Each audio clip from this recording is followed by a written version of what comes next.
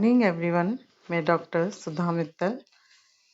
बच्चों, आज अपन करेंगे कम्युनिकेशन प्रोसेस। पिछले लेक्चर में अपन ने संप्रेषण के सिग्निफिकेंस देखे कि एक संप्रेषण के माध्यम से किस प्रकार से प्रबंधक अपने उद्देश्यों की पूर्ति करता है। बिना संप्रेषण के वो किसी भी प्रकार के कार्यों को संपन्न नहीं कर सकता है। आज हम देखेंगे संप्रेषण की एक निश्चित प्रक्रिया अपनाई जाती है, जिसे हम संप्रेषण प्रक्रिया के तत्व, चरण या कदम के नाम से जान सकते हैं। Elements, steps of communication process. संप्रेषण प्रक्रिया का आरंभ उस समय हो जाता है जब किसी भी प्रेषक को यानी किसी भी व्यक्ति को कोई संदेश किसी अन्य व्यक्ति या व्यक्तियों को भेजने की आवश्यकता होती है, और इसके बाद वह उस संदेश को भाषाबद्ध करता है और संप्रेषित करता है। भाषाबद्ध का तात्पर्य कि वो एक इस प्रकार का लैंग्वेज यानी एक इस प्रकार के वाक्य बनाता है और उन वाक्यों के माध्यम से, उस लिपि के माध्यम से वो अपना संदेश किसी अन्य व्यक्ति को भेजता है, जिसे दूसरा व्यक्ति प्राप्त करता है एवं अपनी बुद्धि के अनुसार ग्रहण करता है। तो इसके लिए जैसे लुईस एलेन ने कहा, संप्रेषण प्रक्रिया के 4 तत्व हैं: पूछना, कहना, सुनना एवं समझना। यानी कि किसी भी कार्य को संप्रेषण के अंतर्गत 4 कार्य किए जाते हैं कि सबसे पहले पूछा जाता है कि क्या कहना है, यानी क्या बात हमें संदेश दूसरे व्यक्ति को पूछनी है। फिर उसमें कहना यानी उसे अपनी बात कहना, सामने वाला व्यक्ति उसको सुनता है और उसको समझता है। इसी तरह से चार्ल्स रेडफील्ड ने संप्रेषण प्रक्रिया के निर्माण में 5 तत्व बताए: संदेश भेजने वाला, संदेश भेजने का माध्यम, संदेश प्राप्त करने वाला और प्रतिक्रिया। तो इस तरह से विभिन्न विद्वानों ने अलग अलग रूप में इसकी प्रक्रिया को रखा है। संप्रेषण के प्रसिद्ध विद्वान लॉरेंस ए एप्ले ने संप्रेषण प्रक्रिया में 5 तत्व बताए हैं। पहला, विचार एवं समस्या का स्पष्टीकरण, समस्या के निवारण में हिस्सा लेना, विचारों एवं निर्णयों का संप्रेषण, निर्णयों के अनुसार कार्य करने हेतु प्रेरित करना और संदेश की प्रभावशीलता का मूल्यांकन करना। तो इस प्रकार से संक्षेप में हम संप्रेषण प्रक्रिया के तत्वों या इसमें जो चरणों का उपयोग किया जाता है उनका विवरण हम देख सकते हैं। पहला, थॉट्स। इसके लिए जैसे रैंडॉल ने कहा, प्रत्येक संप्रेषण का प्रारंभ विचारों से होता है।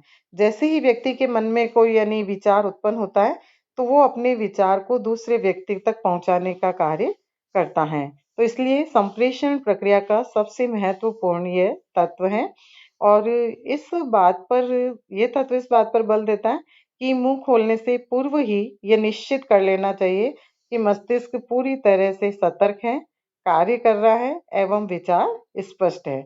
और इसके साथ ही साथ यह भी आवश्यक होता है कि प्रेषक को इस विचार के संबंध में प्रेषिती से कई गुना अधिक जानकारी हो, अन्यथा संप्रेषण में बाधा आ सकती है। तो इस प्रकार से मस्तिष्क के अंदर विचार उत्पन्न होते ही संप्रेषण की प्रक्रिया प्रारंभ हो जाती है। दूसरा जो इसका तत्व है, विचारों को लिपिबद्ध करना, एनकोडिंग। विचार को लिपिबद्ध या संदेशबद्ध करने का आशय प्रेषक द्वारा संदेशों को प्रतीकों में बदलने से है। यानी कि इस चरण में विचारों को लिपिबद्ध करने के लिए समुचित शब्दों, कंप्यूटर भाषा, चित्रों, चिन्हों, आकृतियों, रेखा चित्रों या संकेतों आदि का उपयोग किया जाता है। लेकिन विचारों को भाषा में देने के पूर्व यह ध्यान रखना चाहिए कि संदेश जो हम विचार प्रेषित करने वाले हैं वो कैसे होने चाहिए, सरल, स्पष्ट और सामने वाले व्यक्ति की प्रकृति के अनुरूप होने चाहिए, ताकि उसमें किसी प्रकार का कोई संदेह उत्पन्न न हो। नहीं तो क्या होगा, संदेश या भ्रम ही संप्रेषण का एक शत्रु बन सकता है, यानी वो उसकी बात को बिना समझे किसी भी प्रकार का भ्रम उत्पन्न कर सकता है। तो इसलिए विचारों को लिपिबद्ध करना, उनको एक व्यवस्थित तरीके से निर्धारित करना आवश्यक होता है। तीसरा जो स्टेप है, संदेश का प्रेषण, ट्रांसमिशन ऑफ मैसेज। संप्रेषण प्रक्रिया के इस चरण में प्रेषक को प्रेषित से जोड़ने का कार्य किया जाता है। इसके लिए प्रेषक को कई बातों का निर्धारण करना पड़ता है, जैसे क्या प्रेषित करना है, किसे प्रेषित करना है और प्रेषण की सर्वोत्तम विधि क्या है। तो इन सबके प्रत्युत्तर में यह कहा जा सकता है कि प्रेषण आदेश निर्देश कर्मचारियों एवं अधीनस्थों एवं समान स्तर के अधिकारियों को प्रेषित और प्रेषण की विधि, चाहे वो मौखिक हो सकती है, लिखित हो सकती है या सांकेतिक हो सकती हैं, लेकिन एक अच्छे संप्रेषण के लिए माध्यम जो हम यूज कर रहे हैं, उपयोग कर रहे हैं, वो उपयुक्त होना चाहिए और संप्रेषण बाधाओं से स्वतंत्र होना चाहिए। नेक्स्ट स्टेप है संदेश की प्राप्ति, रिसीविंग मैसेज। संदेश का प्रेषण करने के पश्चात उसकी प्राप्ति का कदम आता है, जिसमें संदेश प्राप्त करने के लिए प्रेषित को तैयार रहना आवश्यक है। इसका कारण यह है कि मौखिक संप्रेषण की दशा में एक अच्छा श्रोता लिखित संप्रेषण में संदेश को समझने की योग्यता एवं संप्रेषण की दशा में आपसी समझ एक होनी चाहिए। इन सभी का महत्व तभी है जबकि प्राप्तकर्ता उसे पूरी तरह से अपनी निष्ठा से उसको प्राप्त कर लेता है। जब तक वो किसी भी मैसेज को प्राप्त नहीं करेगा तो वापस वो उसका रेस्पॉन्स नहीं दे सकता है। नेक्स्ट, संदेश को विचार में बदलना, डिसाइडिंग। संदेश यानी जो विचार प्राप्त होता है उसको सामने वाला व्यक्ति वापस उस संदेश को पढ़ता है, उसको देखता है और उस संदेश को समझकर, उसके अर्थ को समझकर जिस रूप में प्रेषक ने उसे भेजा है, संदेश उसी भाषा में उसे प्राप्त करता, यानी उसके नहीं जान पाता है तो उसको वो पहले समझेगा, उनके चिन्हों को, संकेतों का उपयोग करता है और फिर वो प्राप्तकर्ता के भिन्न अर्थ रखते हैं जो संदेश को विचार में बदलकर और वापस उसे प्रेषित करता है।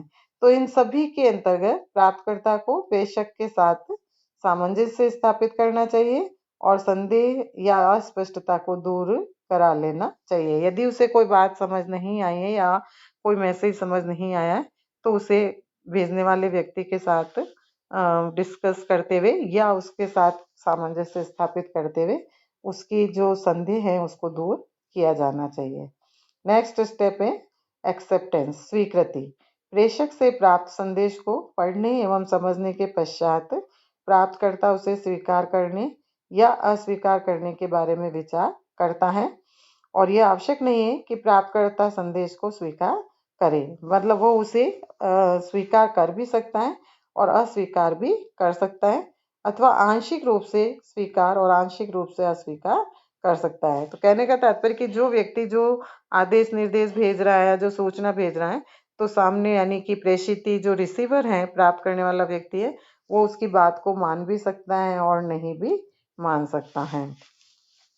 नेक्स्ट, कार्यवाही, एक्शन। संप्रेषण का उद्देश्य संदेश प्राप्तकर्ता को संदेश के अनुसार कार्य करने के लिए प्रेरित करना होता है और इसलिए संप्रेषण प्रक्रिया के इस कदम में प्रेषक यह चाहता है कि प्राप्तकर्ता संदेश के अनुरूप कार्य करे अथवा भविष्य के लिए सुरक्षित रखे या उसका उपयोग करे।